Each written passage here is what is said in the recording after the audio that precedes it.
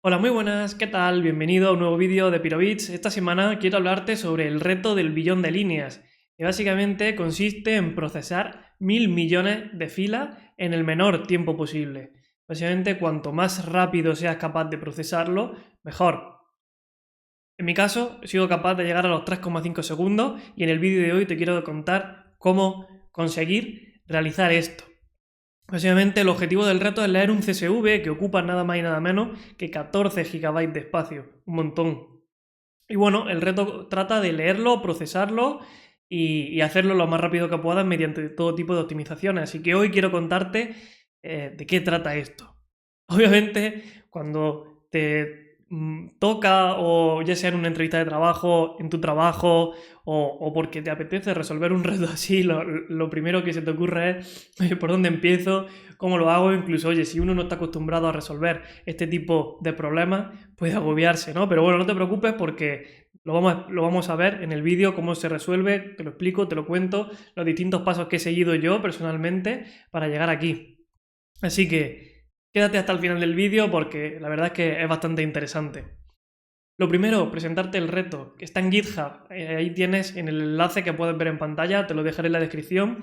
Tienes toda la información, las reglas. Es un reto que está pensado para realizarse en Java, pero bueno, al final el reto lo podemos hacer con las herramientas que más nos gusten o que más nos apetezcan. Hay mucha gente que ya lo ha resuelto, se hizo viral hace relativamente poco tiempo, pero bueno, yo voy a dar aquí mi intento.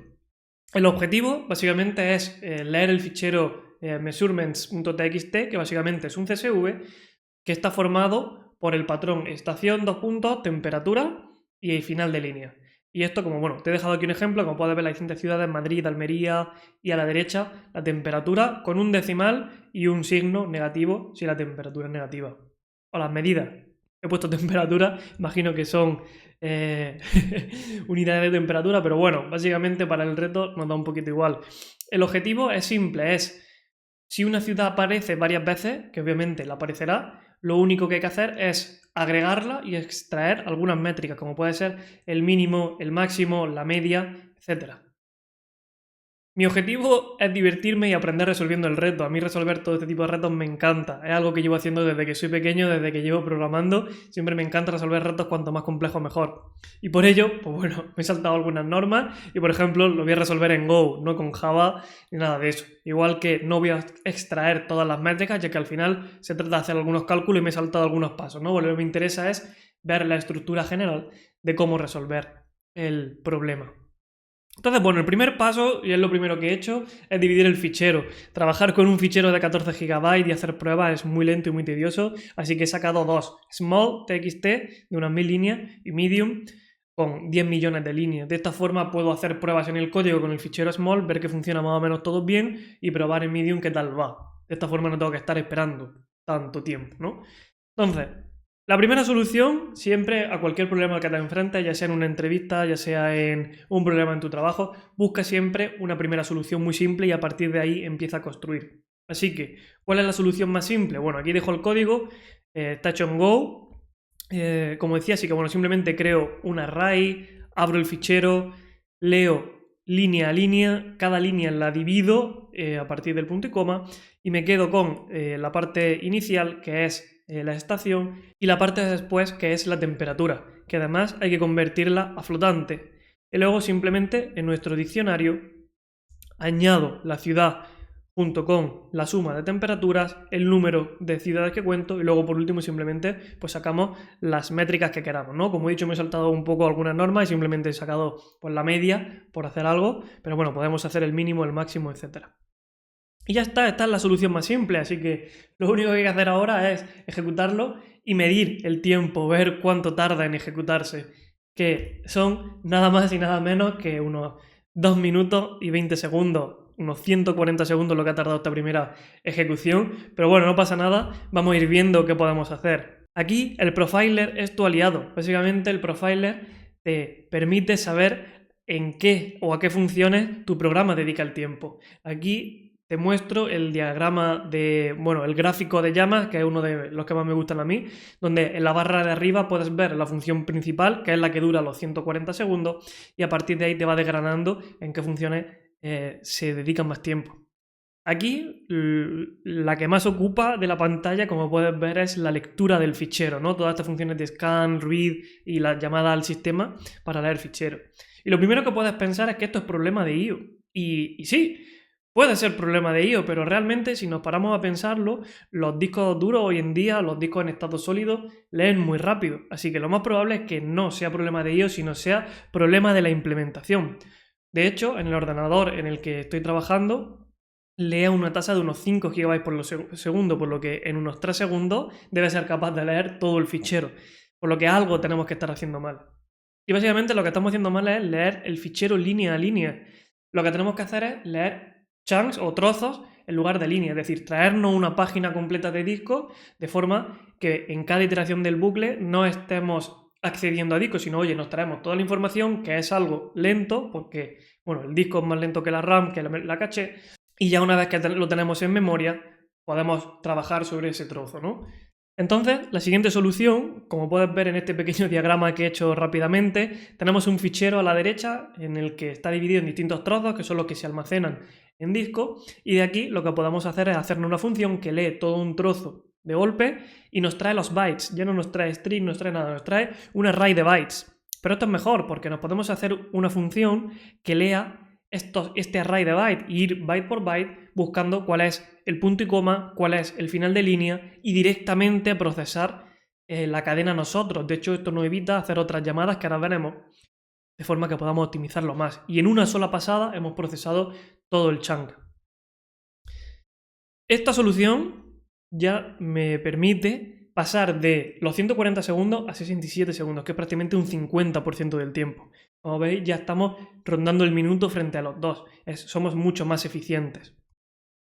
Además, hay otras mejoras que podemos hacer. Por ejemplo, en vez de, como hemos visto en el fichero, las temperaturas o las mediciones tienen un único decimal y lo que estamos haciendo es leer el array de bytes, generar un string y convertirlo a flotante. Todas estas operaciones suelen ser muy costosas, entonces lo que podemos hacer es leer directamente el número sin el decimal y suponer que es un entero, porque al final es lo mismo trabajar con 1.1 que trabajar con 11 dividido entre 10, y esa división la podemos hacer al final. También una operación muy costosa es todo tipo de las operaciones o las conversiones a stream, porque primero requieren reservar memoria, que esto el CPU pues necesita pedir la memoria, luego hacer la copia de los datos y por último liberarla, y esto es algo que en general puede ser muy costoso. Además, si tenemos que trabajar con string, podemos operar directamente con bytes o con la función de Go, que la estuve investigando el otro día, que es unsafe string, que básicamente te permite crear un string sin reservar memoria a partir de los datos del array de bytes que ya tenemos. Otra solución, es decir, una vez que tenemos nuestro código funcionando y yendo bastante bien, y yendo bastante rápido, para mi caso lo que me suele gustar es hacerlo de lo último, es la paralelización. Es decir, primero he partido de una solución simple, he optimizado todo lo que sé y por último lo paralelizo. Esto básicamente lo que consiste es que en Go creamos varios hilos o green threads que se llaman, ya que no son hilos nativos del sistema, sino son, hilos virtuales, las corrutinas. Entonces, el hilo principal va leyendo chunks y cada chunk lo emite a una corrutina que es la que se encarga de extraer los datos y reducirlos y emitirlos a un canal. En este canal hay otra corrutina que lo que se encarga es de todos los hilos que van emitiendo datos ya reducidos, finalmente los une y los reduce, algo así como un map reduce, podríamos decir. Y bueno, además, otra de las cosas que me di cuenta resolviendo este problema es que, como puedes ver en esta imagen del profiler, una de las cosas que más tiempo requería, independientemente de la lectura, era la función de acceso al map. Como hemos dicho al inicio, tenemos un diccionario, un map, un hash map, que básicamente donde la clave es el nombre de la estación. Y como puedes ver en este diagrama, acceder al hash map es bastante costoso. Entonces, ¿cuál es la solución? Pues muy sencillo. Implementar un hash map muy simple nosotros, que al final es una estructura de datos, no deja de ser un array al que para un elemento buscamos cuál es su índice. ¿Cómo buscamos el índice? Mediante una función de hash. Cuanto más simple sea esta función, mejor. Entonces, para este problema, lo único que tenemos que hacer es crearnos un array lo suficientemente grande como para que nos quepan las distintas estaciones que va a haber en un chunk. Luego, obtenemos los bytes que identifican el nombre de la estación y mediante un algoritmo de hashing, uno muy simple, he utilizado el FNV, estuve investigando, encontré que este era simple, lo probé, funcionó, buscamos cuál es su posición dentro del array. También puede ser que haya colisiones, como puedes ver en el ejemplo, hay dos elementos, el que tiene el ID 0 y el ID 4 encajarían en una posición, pero luego el ID 7 no cabe dentro del array porque tiene solamente 6 elementos, así que podemos aplicar la función de módulo, pero en este caso coincidía con el 0, que ya hay un elemento. Entonces la forma más simple de gestionar colisiones es, bueno, pues me busco el siguiente que esté vacío y lo pongo aquí. Todo esto es un pelín más complejo, pero bueno. También la operación de módulo es costosa y la estructura de datos HashMap sí tiene un tamaño que se relaciona directamente con una potencia de 2, podemos hacer una operación con una máscara de bits y acceder mucho más rápido a la posición. Pero bueno, todo esto prácticamente da para otro vídeo. Si queréis más detalles están en mi blog. Pero bueno, estas son todas las mejoras que he ido implementando hasta llegar aquí al resumen de hoy, ¿no? Entonces, partimos de una solución muy simple que tarda unos 2 minutos y 20 segundos, los 140 segundos. Luego implementé la lectura en chunks, el procesado de string y usar enteros en vez de flotantes. Esto lo redujo a unos 67 segundos. Por otro lado, abusaba de la conversión a string, por lo que, evitando estas funciones que requieren memoria, pasé de 67 a 42 segundos. Luego me di cuenta de la función hashmap, de los accesos a memoria de la función de nuestro map, de nuestra estructura de datos, que fue la que cuando creé la estructura custom, esto me llevó a reducirlo a 28 segundos. Aquí la verdad es que estaba bastante contento con el rendimiento como para decir, oye, vamos a paralelizar. Y aquí fue cuando implementé la solución en paralelo, que también es bastante divertido paralelizar porque tienes que estar coordinando hilos. Y aquí te dejo, si nunca has paralelizado o te interesa aprender, te dejo el problema de los filósofos, de la cena de los filósofos. Échale un vistazo porque es un problema divertido que lo suelen poner en la carrera cuando la estudias y es muy entretenido. Bastante simple una vez que ya he empezado a paralelizar cosas más complejas, pero yo lo que he dicho, si quieres empezar por algún sitio, empieza por ahí.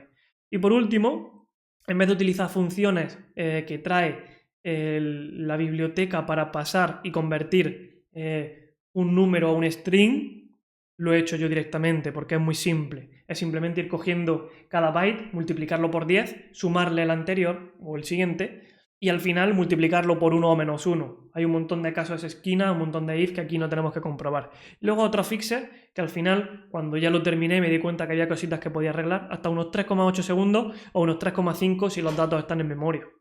Y de esta forma podemos resolver todo este tipo de problemas que de vez en cuando me gusta resolverlos, así que traeré alguno más al canal. Déjame por aquí si te ha gustado, dale like, suscríbete, recuerda pasarte por mi blog, pronto empezaré una newsletter, estoy preparando todo y déjame en los comentarios qué te ha parecido. Y nada, nos vemos en el próximo vídeo, un saludo.